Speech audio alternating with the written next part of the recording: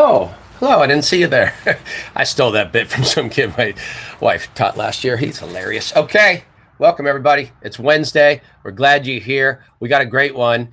Eric and Randy are here. You know them. Eric Sondheimer, Randy Rosenbloom, the Hall of Famers. They're here, and we're going to opine a little on the state of high school basketball in our state, as well as other sports. We'll visit those. That's right. That way. Dodgers. Uh-huh. Mm-hmm.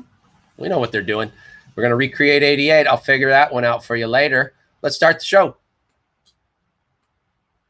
I forgot to talk about Bill Sherman. I'm a Venice, California-born, Los Angeles-based sports fan. One that has played, coached, announced, and promoted sports my whole life. My love affair with sports started in my own backyard and has led me to this podcast. Thanks to the support of the Amateur Athletic Union in East Bay, I'm excited to bring you Sports Stories with Denny Lennon.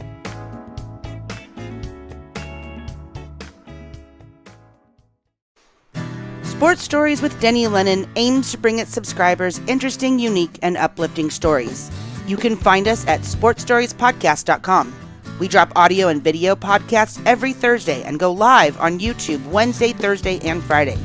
Many guests have shared their stories with host Denny Lennon, such as Super Bowl and BCS champions Brendan Ion Badejo, Peter Boulware, and Trevor Lawrence, three-time Olympic gold medalist Karch Karai, Kentucky Derby winner Doug O'Neill, NCAA champions Toby Bailey and St. John Smith, Hall of Famers Jimmy Lennon Jr., Rudy Tomjanovich, world champions Boom Boom Mancini and Tim Leary, AAU Sullivan Award winners Catherine Plummer, Sabrina Ionescu, and Spencer Lee, not to mention the head honcho, AAU President Dr. Roger Gowdy.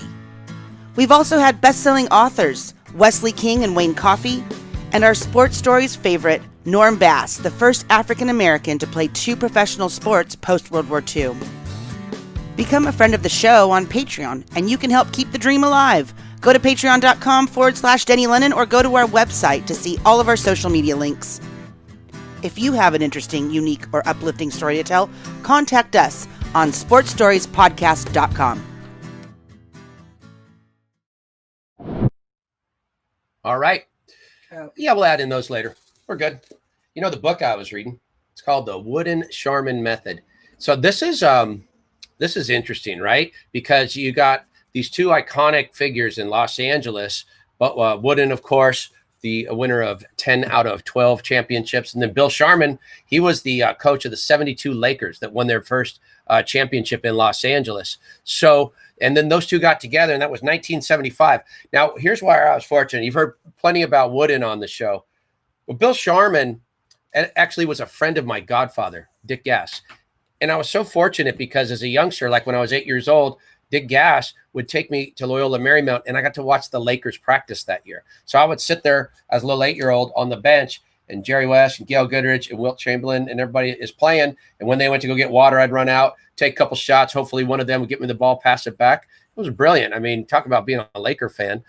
Wow, that was something. And Bill Sherman is a unique, interesting story. I got to go back and listen to him tell stories when I was little, but later in life, I kind of met him and got to sit with him. You know, he played baseball before he played basketball for the Boston Celtics, and he was on the Brooklyn Dodgers, and he actually got elevated from AAA ball to the Brooklyn Dodgers bench when they had that iconic 3-game series against the New York Giants, where that famous call, the Giants win the pennant. He was on the bench for that, and then he's one of the great all-time Celtics, and then the Laker guy. So he's so legendary. Someday I'd like to tell an extended story about him, even beyond what I just extended right there. Okay. Hey, is my family here? Let's hope so. How about it's early. It's okay. Hey, it's St. Mark, St. Bernard, AAU. Are you all here? And of course, my VBC people. Top 5 states that we're dealing with outside of California, checking in on the show with the metrics. How about this? Florida. Of course, Tampa Bay is going to keep an eye on us. Texas, Arizona, Pennsylvania, and OH. IO, baby. Oh, I'm in. It's all right. All battleground states. We don't do politics on the show. I was talking about sports. Okay. We got some good people on the show. Hey, let's catch up on a couple of things. Let's first start with some, how about our Dodgers, right? World Series. We're going to try to recreate 88. We'll learn about that. What do we got next? Recreating 88. There it is. Look at that. So that's the shirt I'm wearing right now. My boy, John Thomas. He's the captain of the USC baseball team. Yep, JT. And he's an entrepreneur of sort. Look at that. And so there you go. There's Gibby and Magic recreating 88. And that's what we're trying to do. Our Lakers, of course, already won the championship. And let's go Dodgers. We already got off to a 1-0 start. So you got to love that. So, yeah, it's recreate88.com. I'm not making anything. Not making anything off that. Neither is Justin because he's still in college. So we're just, I don't know. Maybe it goes to charity. What else we got? All right, let's move right along. Every Tuesday we go and check out Never Seen Los Angeles. Never Seen LA. We're always on the scene with Jonas Never's great work of Murals. And this is a one in progress. We want to get it up to speed, right? All right, our Dodgers have now advanced to the World Series, winning their 24th pennant in the National League. This commemorates more of the National League Divisional Series. Right there, that's Gratterall. He's blowing kisses, not leads. This is his little dispute with Machado after this unbelievable catch happened in Game 2 against the Padres. Bellinger goes way up to take that home run away and really turn the series in the Dodgers' favor. Gratterall celebrated by throwing up his equipment in the air, and for whatever reason, Machado had a problem with it, dropped a bunch of F-bombs on him, and Gratterall blew him a kiss. Atta boy, Gratterall. Another guy who became an instant LA fan. There's lots of fun stuff on here, including this. Well, the Dodgers, they came out west in 1958. But they were in Brooklyn for that long time before. It wasn't until 1931 they even settled in on their name of Dodgers. What do you know? Maybe I should change my clothes because that was on Tuesday. So you could kill me in the box. Look, if you want to see the full, that's on YouTube. So it's youtube.com SSDL. Every Tuesday we cover something different, and want to thank my boy Chris Allport, who went out with some high level equipment. Instead of shooting it off an iPhone, we dressed it up a little bit, put a little lipstick on that pig. All right. So that's over at youtube.com SSDL. Every Tuesday, we cover the great Jonas Never. Moving right along. How about this? I'm doing what I can on Twitter. Hey, I'm no Eric Sondheimer, but I think I got more followers than Randy Rosenbloom. So that's good. Now, that said, I really like the polls. I'm really trying to bring you in, participate with the polls here. So let's see what we got. If I'm not mistaken, I put one up on there we go. This is considering that the Tampa Bay Lightning won in hockey and the Lakers won in basketball. Does the winner of the Dodgers-Rays World Series at least clinch for best pro sports city? Because you got to consider the Bucks and the Rams might win a Super Bowl, but that would give you 2 of the 4, so that would clinch. That's a good one. How about this one? We'll go past this one. We'll come back. I got something else. All right. So last night, Clayton won, and I said, hey, so Clayton won game 1 of the World Series. Does in the icons of number 22s for Los Angeles sports franchises, does he pass John Cappelletti as a postseason performer in LA City? Okay, you might think that's rude, but look, Kershaw's only like 12-12 at this point. Cappelletti with only 200 yards rushing in 9 games. I want Kershaw to get another win. Okay, we need to pump him up so he can win game 5, and we take care of business in 5. All right, Kersh, go vote on that one. What else I got up there? Who created the interlocking LA? So there's a document I put up from Tim McAuliffe of Quality Athletic Equipment out of Boston. And then there's also a picture of Los Angeles Angels back in the day who had the interlocking LA, but it was different than the one that Tim drew. You go vote and we can determine. And the other one, as we came to broadcast, had just finished. So let's see if producing today is Christine. Let's see if she can bring, look at this. Oh, very important. I'll show you the picture after, but this just closed. And Denny and Ray, that would be DL Sports, and the Box Cobbler come off looking more like Hall & Oates than Barnaby and Jones.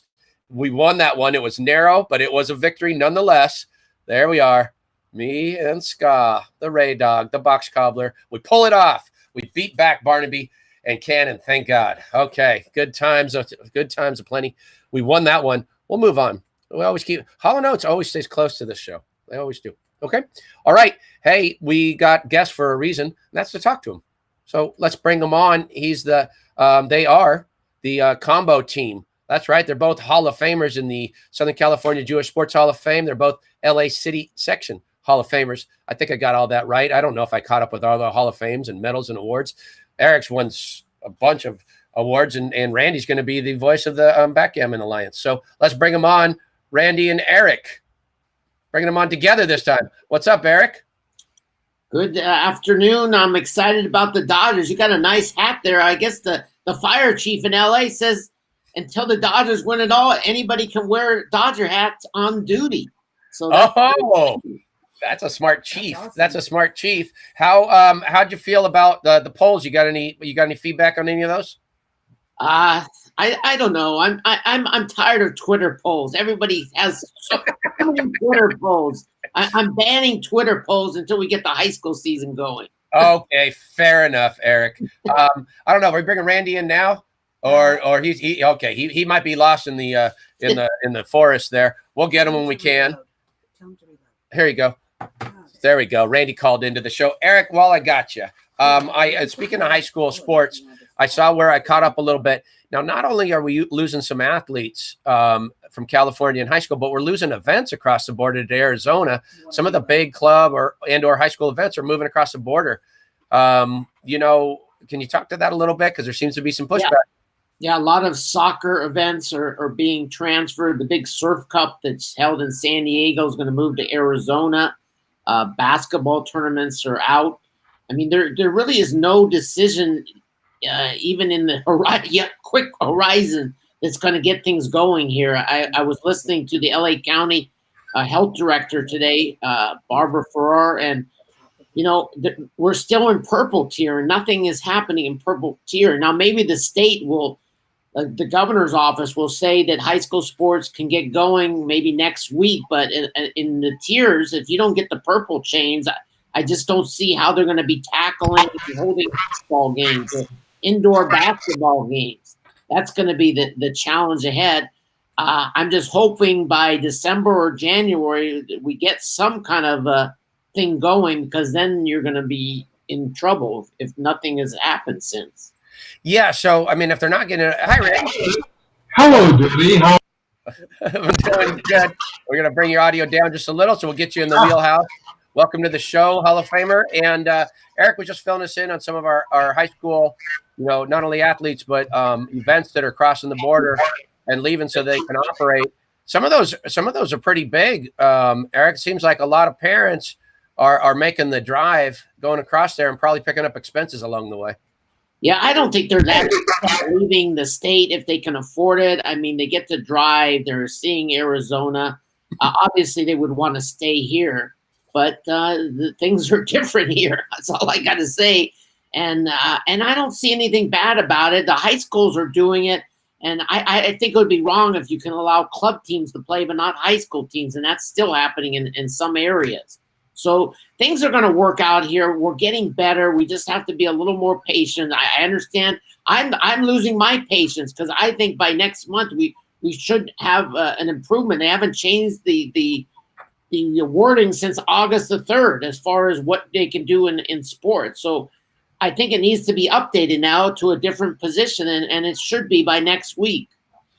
How much does that have to do with the CIF communicating with the state and/or city and/or local ordinances? Like, where does it lie? It's really the CIF is out of this. They're ready to go. They have the schedule down. They're ready to proceed. It's now up to the governor's office to put a statewide rule, what teams can do, how they can practice. And then it's up to each local community to decide how they also will be allowed to practice. So that's the complication. And I still believe that we're going to have various areas around the state to be participating in high school sports. Not everybody, because some school districts still don't want to have classes. And some of them are going to say we also don't want to have sports if we can't have kids in class.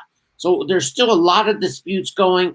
I'm not giving up on this yet, but I'm getting a little nervous here because I think by early November, we got to have some kind of improvement here. And if we don't, then we're looking at February. I would think that they might just wipe out the non-league games and just start football in February. So better than nothing. Randy, you're famous for a call in the Olympics where you said the drought is over. I would imagine this is the longest drought you've ever had when it comes to calling some kind of athletic action. Ever, but it's probably the longest drought I've had since I've been a professional in the industry, and I don't want to tell you how many years that is. But you're right, it's been very, very frustrating to say the least. I'm fortunate I'm doing a lot of Zoom shows, and I have a syndicated network radio program. But in the arena of play-by-play, it has been a long time since I've had a break like this. And really, I have some possibilities down the road, but no guarantees at this stage. So I just don't know when I'll be back in a booth or an arena or certainly on a playing field calling a game like football. Randy, I understand you mentioned shows and so forth. Can you talk a little bit about the show that you and your partner right above you there have going on the LA Times? I think it's part of the LA Times network, right? Eric's the driving force. He's the genius on the program. I just, follow his trail around. Eric has put together, it's about a 25 to 30 minute show we do weekly. We've gotten phenomenal guests every week, whether it be in the southern section of the city, primarily talking football because we're going on Friday nights and there are no Friday football games going on. So we call it Friday Night Lights and interject what's going on or what potentially could go on come football season in January. We highlight a lot of the stars who are going to be playing in the first of the year. And we also talk to a lot of different coaches about the prospects of the upcoming year. Eric, do you have to now, considering that you're creating the show and you're the main person there, do you have to fight for airspace when we work with Randy on that one? Certainly, Randy is a professional. He's always on time, and I appreciate that. I mean, the decision was, what can we do on Friday night? There's nothing for me to do. I'm supposed to be out covering football games, and there's nothing to do. So I decided we need to talk about high school football, and Randy's nice enough to join me. And as he said, we've had some great guests. This week we're going to have Arliss Borningham from Birmingham, probably the top athlete in the city section. It's only a junior. So it's been fun to talk to kids, to coaches, and see where things are at because they're trying to overcome this COVID-19 disappointment. For 8 months since March in the city section, nobody's been able to get together. This week, Birmingham finally was allowed to go out and start the conditioning. So that's a positive. And I think it's important that we try to stay positive in a situation that that is very uncertain right now. Randy. Sorry, let me get Randy up. For Birmingham, and Birmingham's the defending LA City section champion in football. He's a two-way performer, plays tight end. They can split him out on the offensive side, and on defense, he's a great defensive lineman who can also play linebacker. They move him all over the field. He's a very gifted athlete. I wanted to shift gears, if you guys don't mind, and talk a little bit about basketball because last week on this show I had Ato from the Compton Magic. And he spoke to a few different things, including this clip we'll play for you. And I'd like to hear what you guys have to say about high school basketball in California that's coming up.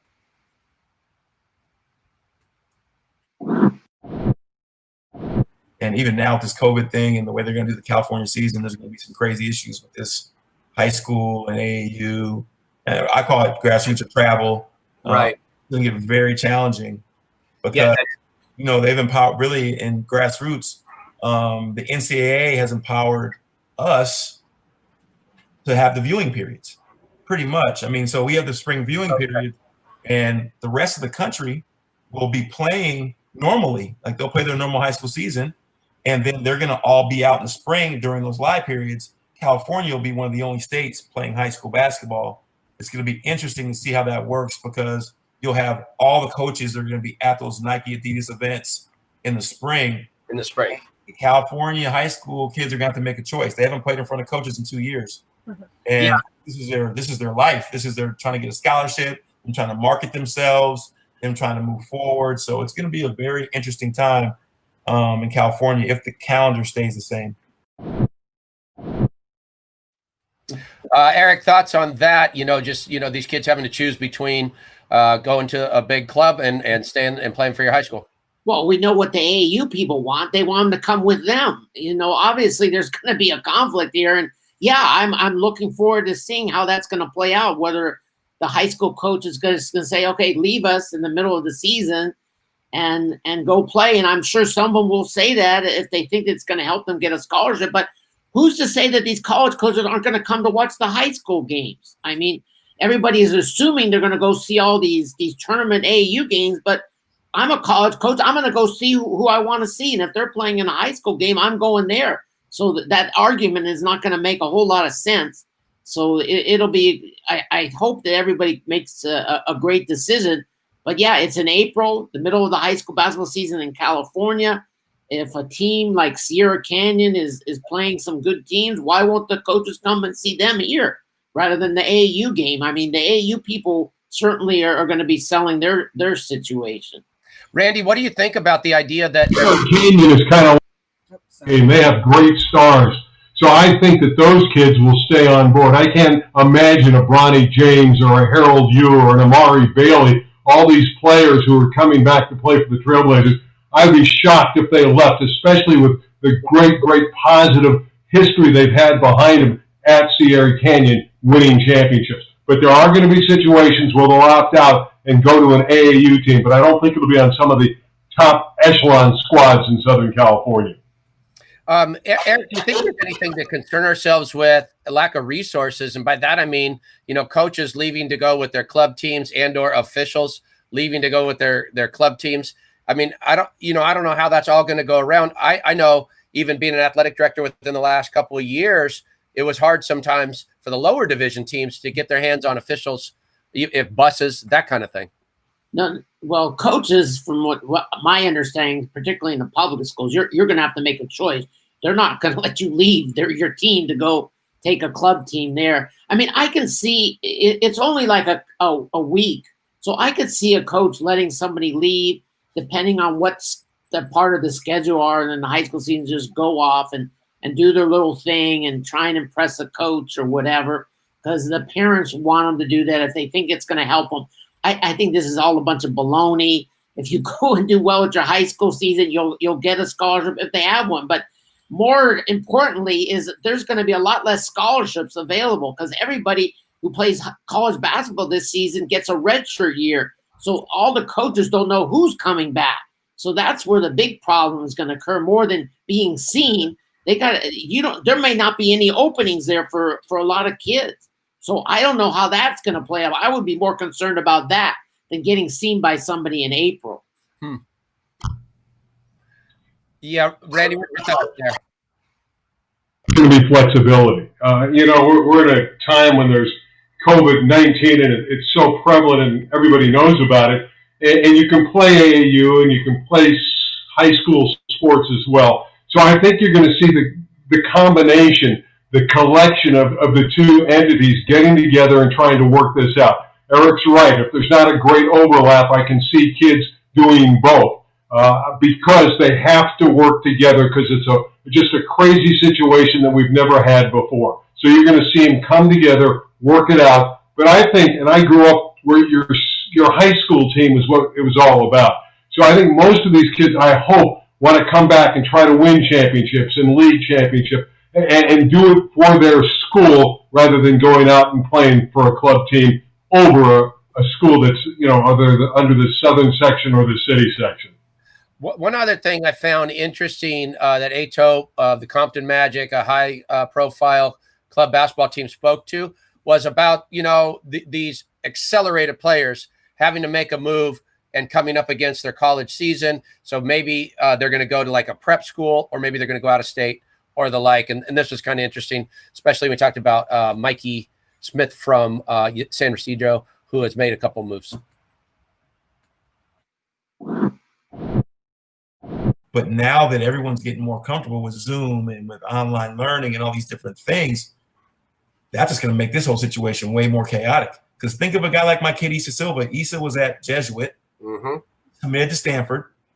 He's got a chance to start right away when he goes there. Let me ask you the question: like, does it make sense for him to play basketball March to June? Like, they're going to be in school already. Like, you risk a chance of injury. There's so many different things. If you play a normal high school season, you get hurt in February, you can recover and go to college and do whatever. You play CIF season in March. That's risky for a guy like that who's trying to be a professional. So my point to you is that what does he do? He transfers, he goes to prolific prep. He's going to play a season like normal, be done in February or whatever, have some time to rest and check into Stanford. Yeah. And it's not like he's a dummy. He's an academic kid. Yeah. That's what you would do. And that's what. So Eric, are we seeing more kids that are heading towards those prep schools, which for those, could you explain a little bit too, for those who are unaware exactly what like a prep school is and how it operates? If you could speak to that a little bit. Well, there's always these elite people who think they're going to be pros and great players. And so they want to start getting their names out there. Mikey has got a large Instagram following. So he's headed back east and wants to play and become a pro and all that. And so they're already starting to build their brand and stuff. But sometimes it doesn't work out. Let me just tell you that. And so I think these people need to enjoy their high school years and do well in their community. It didn't hurt the Chino Hills group. I think LaMelo Ball is going to be the number 1 or 2 pick.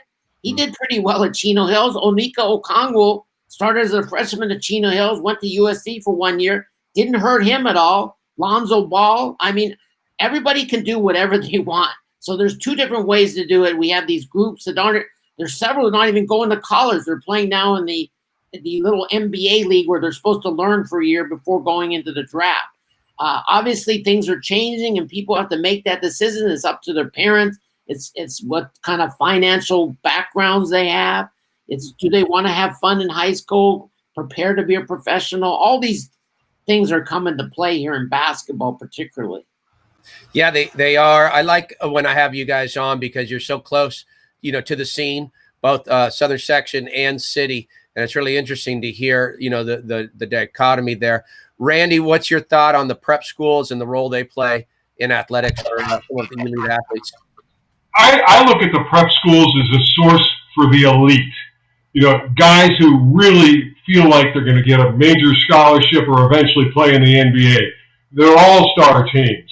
To me, it's almost an afterthought. It was great. I've called a lot of games with those prep schools, and they're very good. They're very talented. You go to the bench and you still have a guy come in and outscore someone from a Santa Margarita. When I did a game in Santa Margarita, was playing one of those prep schools. They're just terrific from top to bottom. But Eric is right. It's really about the high school student.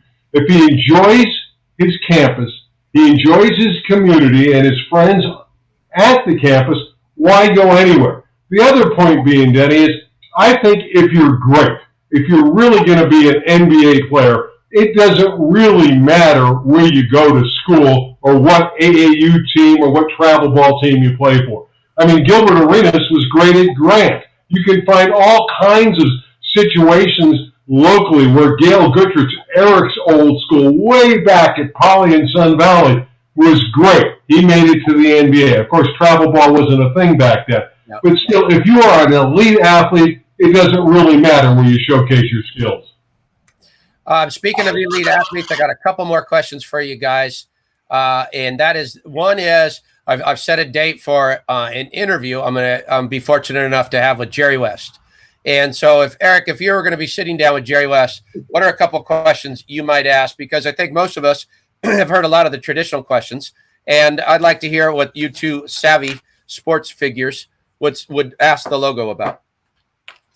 I heard he's a pretty good golfer. What's it like playing at the country club that he belongs to? Yeah. All right. And I think his son might be married to Michelle Wee. Yeah. I think one of the kids went to locally out here. I don't know if it was Brentwood or somewhere out here. But obviously, he's seen so many great players. You need him to give him his list of top 5 players that he played against or has seen. I like that. And can I let's bring Randy back in. I want to hear you guys. Look, I keep arguing this point, but I'm very upset that every time people go to talk about the GOAT, especially with LeBron grabbing another title, that Kareem Abdul-Jabbar is left out of the conversation. I think, with his 6 NBA titles, he's the all-time leading scorer. He's won a couple of MVPs and a couple of finals MVPs. The fact that he did it with a couple different franchises. And then if you throw in, he's 88-2 in college and 79-2 in high school, I think it's hard to argue against him and leave him out of the conversation. The GOAT status, I don't think there is a GOAT. I personally feel the greatest individual player that ever played in the NBA was Will Chamberlain. Even when he was near the end, he bothered Lou Alcindor when Lou Alcindor, before Kareem Abdul-Jabbar, was just starting with the Bucks. So for me, it's Will Chamberlain. It's an individual as the GOATs. So I don't really think there's any one GOAT player. I think what we do in our society, for whatever reason, we stick titles and make Tom Brady's the best player of all time because he's won 6 championships. Well, it's a team sport. It's the team that wins the title. That doesn't make you the GOAT. Brady's great. LeBron's great. Wilt was great. I'd ask Jerry West if he thinks he's the best Laker of all time because he felt, I believe, that Kobe was the best player that ever played for the Lakers. Now, Kobe won more titles than Jerry, but again, in a team sport, it's crazy to anoint someone a GOAT. I would argue with this, though. The GOAT of LA City section broadcasting, Randy Rosenbloom. That's who. Step to that, Randy. I appreciate that, but there's a lot of great broadcasters that have been involved in Southern California with Vin Scully, the late great Dick Enberg, who I knew. There's just been so many phenomenal talented people that have come through and broadcast sporting events over the years. I don't think I'm a GOAT. I don't think there is a GOAT. And if there is, it's Vin Scully. Only reason Eric won't give it to you is he has to work with you and he doesn't want your head to get big. All right, Eric, I got another question for you. And Randy, I'll follow up with you on the same question. Where were you when Kirk Gibson hit that iconic home run in Game 1 of the '88 World Series? Well, I always think I was there. I don't think I was. I think I was. I don't know, but I remember it. I saw it somewhere, either in the stadium or on television, but I've never figured out if I really was there. Well, it holds 55,000, but 2 million people claim to have been there. Exactly. You're one of them. I don't care where I was. It was great, and that's all that matters. I like having Eric on. Randy, how about you, buddy? I could tell you, Randy, where I was. I was watching. I was up in a cherry picker, helping call a high school football game for St. Bernard High School. I was the JV coach then, so I was helping with the OC.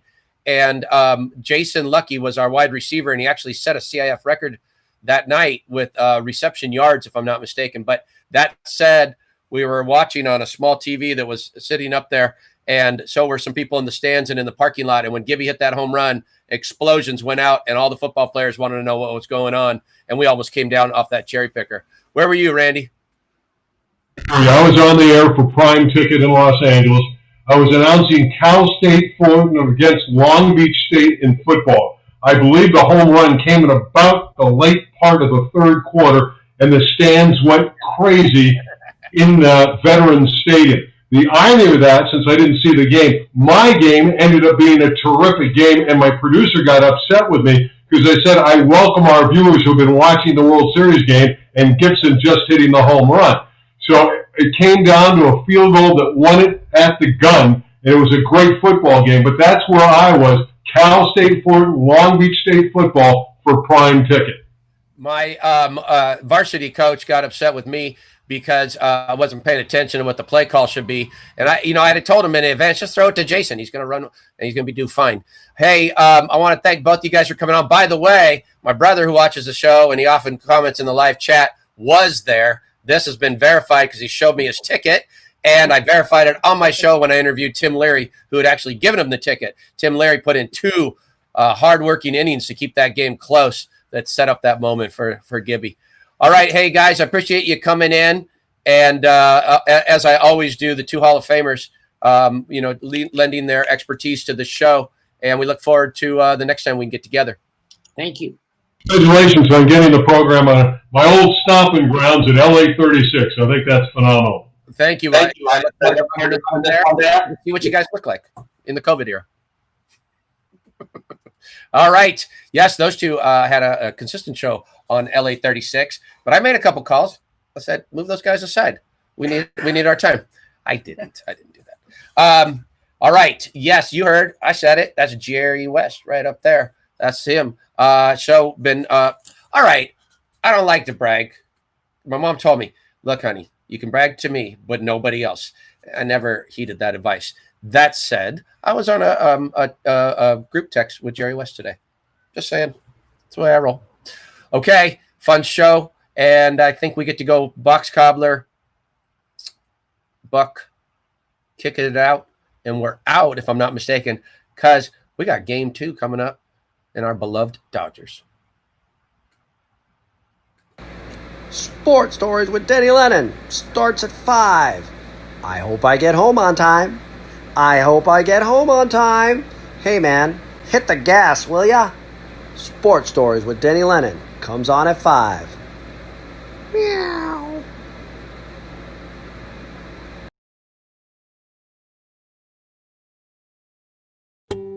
Thanks for watching and listening.